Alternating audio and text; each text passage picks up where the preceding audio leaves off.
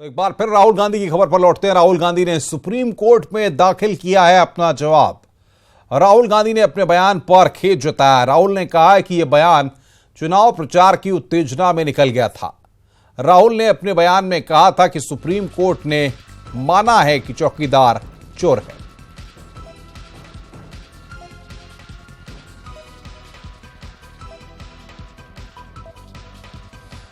और बातचीत करने के लिए रंजीता झा हमारी संवाददाता हमारे साथ फोन लाइन पर जुड़ रही हैं।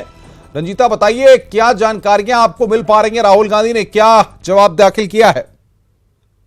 जी बिल्कुल, देखिए अनुपम, राहुल गांधी, कांग्रेस अध्यक्ष राहुल गांधी ने अपने उस बयान पर खेद जताया है जिसमें सुप्रीम कोर्ट में एक हलफनामा दिया गया था कि किस तरह से सुप्रीम कोर्ट के फैसले पर राहुल गांधी ने एक कदम आगे बढ़कर अपने चुनाव प्रचार में ये बात कही थी कि चौकीदार चोर है। उस मामले को लेकर मीनाक्षी लेखी ने राहुल गांधी के खिलाफ एक हलफनामा दायर किया था, जिसके जवाब में राहुल गांधी ने खेद व्यक्त किया है और उन्होंने ये माना है कि सुप्रीम कोर्ट ने ऐसी कोई बात अपने जजमेंट में नहीं कही थी। और राहुल गांधी ने जो ये बयान दिया था वो अपने आप में चुनाव को देखते हुए और चुनाव में भाषण के दौरान अपनी जो चुनावी रैली थी उसके दौरान ये बात कही थी, जिस पर उन्होंने खेद जताया है। तो हम कह सकते हैं अब ये मामला रफा दफा हो चुका है, लेकिन कहीं न कहीं इस बात को लेकर राहुल गांधी की तरफ से जब खेद जताया गया है तो इस मामले को बीजेपी नहीं छोड़ने वाली है। अब बीजेपी इस पूरे मामले पर एक अलग कैंपेन शुरू करेगी कि राहुल गांधी ने अपने बयान से यू टर्न लिया है, अपने बयान पर खेद जताया है। तो ऐसे में जो कैंपेन, एक बड़ा कैंपेन लोकसभा चुनाव में कांग्रेस की तरफ से किया जा रहा था, चौकीदार चोर है, उसको अब कांग्रेस को वापस लेना पड़ेगा। और इस तरह के बयान अगर कांग्रेस का कोई उम्मीदवार भी कहीं से देता है तो वो भी कांग्रेस के लिए एक खतरा हो सकता है। लेकिन रंजीता, इन सब के बीच में सवाल यहां पर यह आता है कि चुनाव प्रचार की उत्तेजना, जो ये बात कही गई है, आखिर ये उत्तेजना किस तरह की है? क्योंकि इससे पहले हम कई बार देख चुके हैं कि राहुल गांधी जितनी एग्रेसिवली तमाम प्रेस कॉन्फ्रेंस करके बीजेपी पर राफेल के मुद्दे पर अटैक करते हुए इन सब बातों को प्रेस कॉन्फ्रेंस के दौरान भी कह चुके हैं, लेकिन सिर्फ इस बार ये इसलिए घिर गए क्योंकि इन्होंने इस सारे बयान को सुप्रीम कोर्ट के हवाले से कहने की कोशिश की। जी बिल्कुल, शायद यही कारण है कि राहुल गांधी को भी अपनी गलती समझ में आई है, क्योंकि राहुल गांधी ने भी अपने इस बयान की सफाई में यही बात कही है कि सुप्रीम कोर्ट ने ऐसा कुछ फैसला नहीं दिया था। सुप्रीम कोर्ट के हवाले से अगर ये बात कहने की कोशिश की जाएगी तो उस बात पर कांग्रेस पार्टी को माफी मांगनी पड़ेगी, क्योंकि सुप्रीम कोर्ट के फैसले में इस बात का जिक्र नहीं था कि ये जो पूरा जिस तरह से राफेल के घोटाले को मामले को लेकर कांग्रेस या राहुल गांधी आक्रामक होते रहे हैं। पिछले अगर हम विधानसभा की चुनाव की भी बात करें तो राहुल गांधी बहुत एग्रेसिवली इस पूरे कैंपेन को चलाने की कोशिश कर रहे थे, लेकिन सुप्रीम कोर्ट का हवाला देकर इस तरह के बयान बिल्कुल रंजीता, हम आपके पास आएंगे बातचीत करने के लिए। हमारे एग्जीक्यूटिव एडिटर अमिताभ अग्निहोत्री जी हमारे साथ फोन लाइन पर जुड़ गए हैं। अमिताभ जी, राहुल गांधी ने सुप्रीम कोर्ट में जो जवाब दाखिल किया है उसमें कहा है कि चुनाव प्रचार की उत्तेजना में यह निकल गया कि सुप्रीम कोर्ट ने यह बात कही है कि चौकीदार चोर है। क्या कहेंगे आप?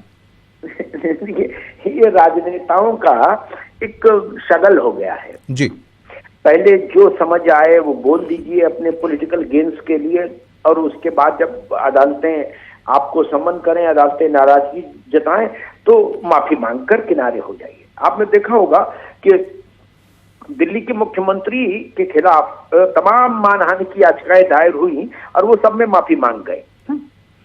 वही ट्रेंड लगातार इंडियन पॉलिटिक्स में प्रिवेल कर रहा है। राहुल गांधी ने तो उससे एक कदम आगे जाके उन्होंने सुप्रीम कोर्ट को ही लपेट लिया।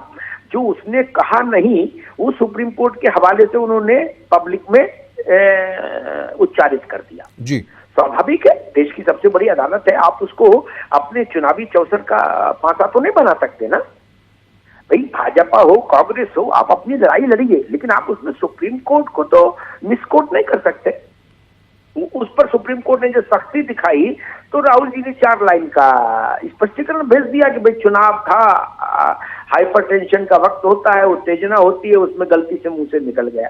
तो ये जो आई एम सॉरी वाला कंसेप्ट है, ये मुझे लगता है इस पर भी कुछ चिंतन करना चाहिए अदालत को, और कि राजनेता इतने सस्ते में छूटे नहीं। अगर वो बड़ी गलती करते हैं तो उसका दंड भी उनको मिले, वो किसी पार्टी के राजनेता हो। आप देखिए यही स्थिति ये अदालत में नहीं, यही स्थिति चुनाव के दौरान अनुपम चुनाव आयोग के साथ भी है।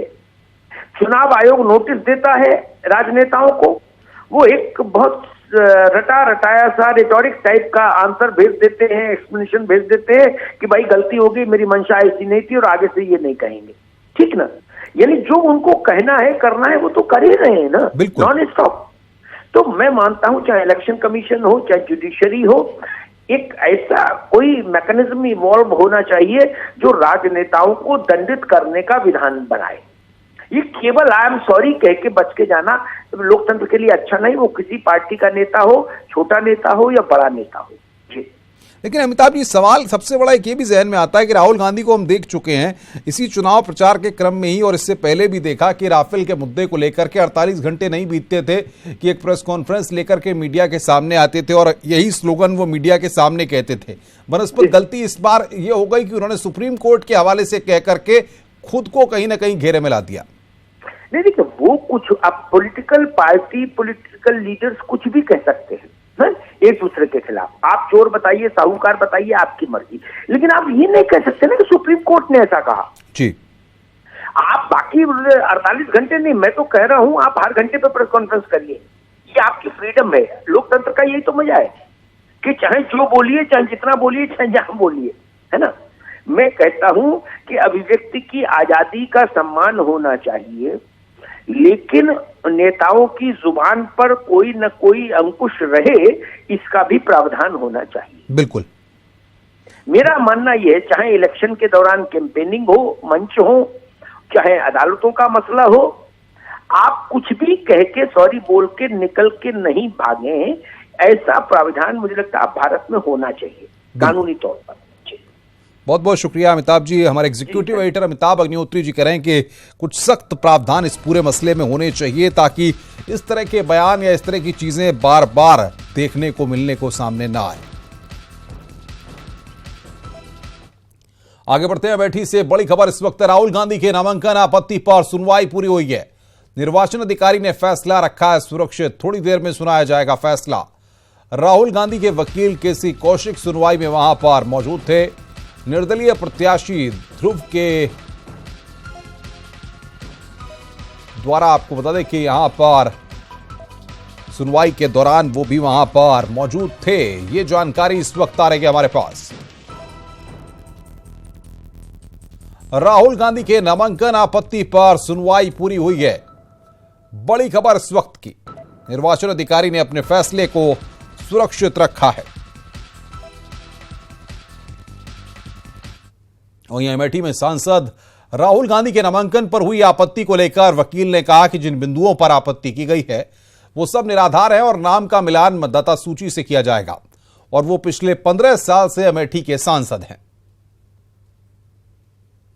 नामांकन पर जो आपत्ति दाखिल की गई है, आपत्ति दाखिल की गई नागरिकता पर और मतदाता सूची में जो नाम है, 2 आपत्ति दाखिल की गई है। वो आपत्तियां निराधार है, क्योंकि जो नागरिकता की बात आती है, 15 साल से माननीय राहुल गांधी जी यहाँ सांसद हैं और 10 साल दिया जाता है नागरिकता के लिए। रह गई बात जो आती है नाम के लिए, नाम जो वोटर लिस्ट बनाई जाती थी तो वोटर लिस्ट में आपत्ति करना था, अब वोटर लिस्ट में आपत्ति नहीं की जा सकती है।